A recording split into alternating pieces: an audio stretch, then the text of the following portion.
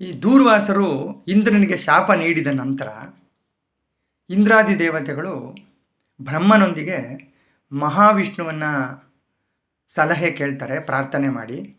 ಆಗ ಮಹಾವಿಷ್ಣು ಅವರಿಗೆ ಸಮುದ್ರ ಮಂಥನ ಮಾಡಿ ಅನ್ನುವಂತಹ ಸಲಹೆ ನೀಡ್ತಾನೆ ಅನ್ನೋದನ್ನು ನನ್ನ ಹಿಂದಿನ ವಿಡಿಯೋದಲ್ಲಿ ಹೇಳಿದ್ದೆ. ಈ ಸಮುದ್ರ ಮಂಥನ ಮಾಡೋಕ್ಕೆ ಕೇವಲ ದೇವತೆಗಳ ಸಾಮರ್ಥ್ಯ ಮಾತ್ರ ಸಾಕಾಗೋದಿಲ್ಲ. ಆದ್ದರಿಂದ ಮಹಾವಿಷ್ಣು ಹೇಳ್ತಾನೆ, ನೀವು ದಾನವರೊಂದಿಗೆ ಸಾಮನೀತಿಯನ್ನು ಅನುಸರಿಸಿ ಅವರ ಸಹಾಯನ ಪಡೀರಿ. ಸಮುದ್ರ ಮಂಥನದಿಂದ ಅಮೃತ ದೊರೆಯುತ್ತೆ, ನೀವು ಅದರ ಸೇವನೆಯನ್ನು ಮಾಡಿ, ಅದರಿಂದ ನೀವು ಅಮರರಾಗ್ತೀರಿ, ಅಂದರೆ ಮರಣರಹಿತರಾಗ್ತೀರಿ ಅನ್ನುವಂಥ ಮಾತು ಹೇಳ್ತಾನೆ. ಹಾಗೆ ಈ ದೇವಶತ್ರುಗಳಾದ ರಾಕ್ಷಸರಿಗೆ ನಾನು ಅಮೃತ ದೊರೆಯದಂತೆ ಮಾಡ್ತೀನಿ ಅನ್ನೋದನ್ನು ಕೂಡ ಹೇಳ್ತಾನೆ. ಯಾಕೆ ಅಂತಂದರೆ ಆ ರಾಕ್ಷಸರು ಅಮರರಾದರೆ ಲೋಕಕಂಟಕರಾಗ್ತಾರೆ. ಆದ್ದರಿಂದ ಆ ಮಾತನ್ನು ಹೇಳ್ತಾನೆ. ಈಗ ಮಹಾವಿಷ್ಣುವಿನ ಮಾತಿನಂತೆ ದೇವತೆಗಳು ಈ ದೈತ್ಯರೊಡನೆ ಸಂಧಾನ ಮಾಡಿಕೊಂಡು ಅಮೃತ ಪ್ರಾಪ್ತಿಗಾಗಿ ಪ್ರಯತ್ನನ ಪ್ರಾರಂಭ ಮಾಡ್ತಾರೆ. ನಾನಾ ರೀತಿಯಾದ ಮೂಲಿಕೆಗಳನ್ನು ತಂದು ಕ್ಷೀರಸಾಗರದಲ್ಲಿ ಹಾಕ್ತಾರೆ. ಮಂದರ ಪರ್ವತನ ಕಡಗೋಲನ್ನಾಗಿಸ್ಕೊಂಡು ವಾಸುಕಿನ ಹಗ್ಗವನ್ನಾಗಿಸ್ಕೊಂಡು ತಮ್ಮ ಶಕ್ತಿಯನ್ನೆಲ್ಲ ಉಪಯೋಗಿಸಿ ಸಮುದ್ರವನ್ನು ಕಡೆಯಲು ಪ್ರಾರಂಭ ಮಾಡ್ತಾರೆ. ಈ ಸಮುದ್ರನ ಕಡೆಯುವಾಗ ದೇವತೆಗಳು ವಾಸುಕಿಯ ಬಾಲದ ಕಡೆಗಿರ್ತಾರೆ, ಹಾಗೂ ದೈತ್ಯರು ವಾಸುಕಿಯ ಮುಖದ ಕಡೆ ಇರ್ತಾರೆ. ಇದರಿಂದಾಗಿ ಈ ವಾಸುಕಿಯ ಮುಖದಿಂದ ಬರುತ್ತಿದ್ದಂತಹ ಈ ಬಿಸಿ ಉಸಿರಿನಿಂದ ದೈತ್ಯರು ತೇಜೋರಹಿತರಾಗ್ತಾರೆ. ಹೀಗೆ ಮಂಥನವಾಗುತ್ತಿದ್ದ ಸಮಯದಲ್ಲಿ ವಾಸುಕಿಯ ಬಾಯಿಯಿಂದ ಹಾಲಾಹಲ ಅನ್ನುವಂತಹ ವಿಷ ಉತ್ಪತ್ತಿ ಆಗುತ್ತೆ.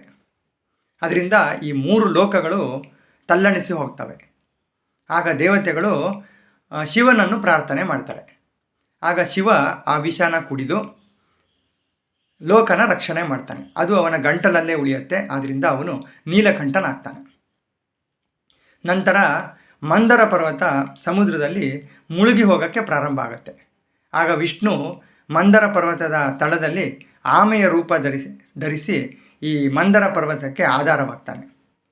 ಹಾಗೆ ವಿಷ್ಣು ಈ ಮಂಥನ ಕಾರ್ಯನ ಮುಂದುವರಿಯೋಕ್ಕೆ ಸಹಾಯ ಮಾಡ್ತಾನೆ.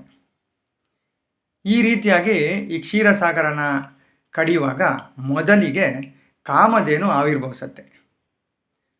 ಅದಾದ ನಂತರ ಈ ಚಂಚಲ ನಯನಳಾದಂತಹ ವಾರುಣಿ ದೇವಿ ಮೇಲೆ ಬರ್ತಾಳೆ.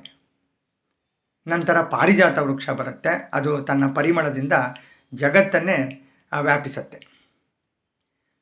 ನಂತರ ಸುಂದರರಾದಂತಹ ಅಪ್ಸರೆಯರ ಸಮೂಹ ಉದ್ಭವಿಸುತ್ತೆ. ಅನಂತರ ತಂಪಾದ ಕಿರಣಗಳನ್ನು ಕೊಡುವಂತಹ ಚಂದ್ರ ಹುಟ್ಟುತ್ತಾನೆ. ಚಂದ್ರನನ್ನು ಈ ಮಹೇಶ್ವರ ಸ್ವೀಕಾರ ಮಾಡ್ತಾನೆ. ನಂತರ ಹುಟ್ಟಿದ್ದು ವಿಷ. ಆ ವಿಷನ ನಾಗಗಳು ಸ್ವೀಕರಿಸ್ತವೆ. ಅದಾದ ಮೇಲೆ ಈ ಬಿಳಿ ವಸ್ತ್ರವನ್ನು ಧರಿಸಿದಂತಹ ಧನ್ವಂತರಿ ದೇವ ಬರ್ತಾನೆ. ಅವನ ಕೈಯಲ್ಲಿ ಅಮೃತ ತುಂಬಿದಂತಹ ಕಳಶ ಇರುತ್ತೆ. ಅದಾದ ಮೇಲೆ ಅರಳಿದ ಕಮಲದ ಮೇಲೆ ವಿರಾಜಮಾನಳಾಗಿರುವಂತಹ ಮಹಾಲಕ್ಷ್ಮಿ ಶ್ರೀದೇವಿ ಉದ್ಭವಿಸ್ತಾಳೆ.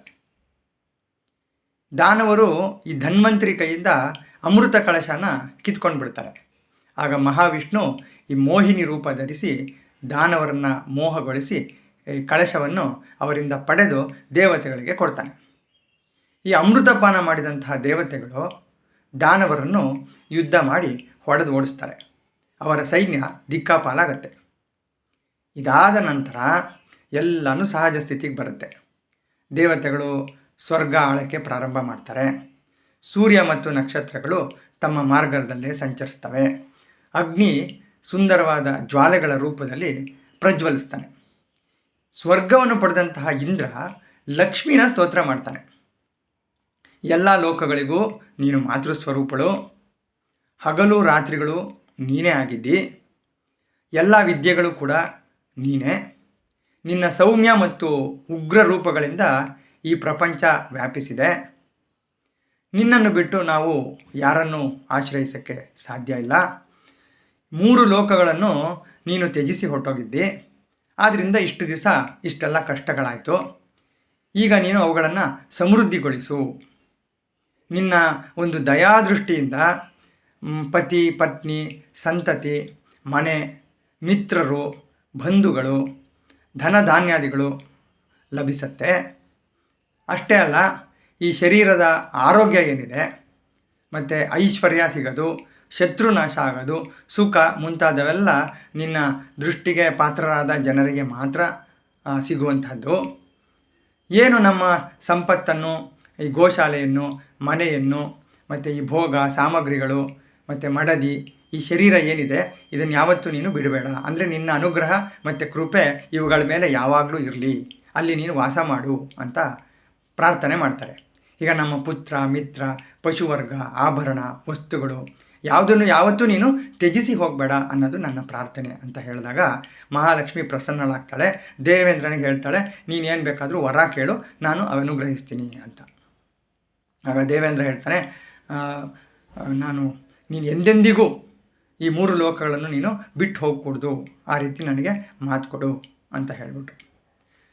ಸೊ ಇದು ತುಂಬ ಪ್ರಖ್ಯಾತವಾದ ಸ್ತೋತ್ರ. ಇದನ್ನು ಮನುಷ್ಯ ಪ್ರತಿದಿನ ಬೆಳಗ್ಗೆ ಮತ್ತು ಸಂಜೆಯ ಸಮಯದಲ್ಲಿ ಹೇಳಿದ್ರೆ ಈ ದರಿದ್ರ ಅನ್ನೋದು ಅವರ ಮುಂದಿನ 3 ತಲೆಮಾರಿನವರೆಗೂ ಸುಳಿಯೋದಿಲ್ಲ ಅನ್ನುವಂಥ ಮಾತಿದೆ.